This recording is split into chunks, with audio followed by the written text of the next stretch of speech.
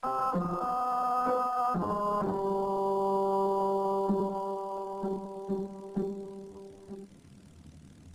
از دوستان معرفی کرد که من خونم سمت جوانان پشوپی و اصلا آرایش نکن، موبایلت هم نیاد، چی نیاد.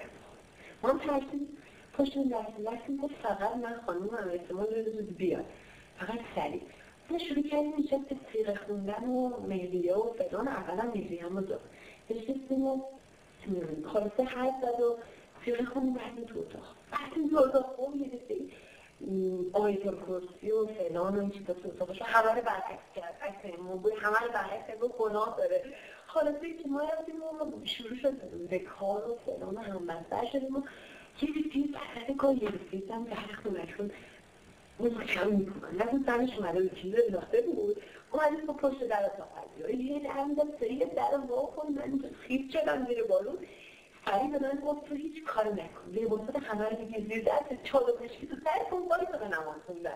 خانم ما بایسته دیگه نماز خوندن خانم جوبر اومد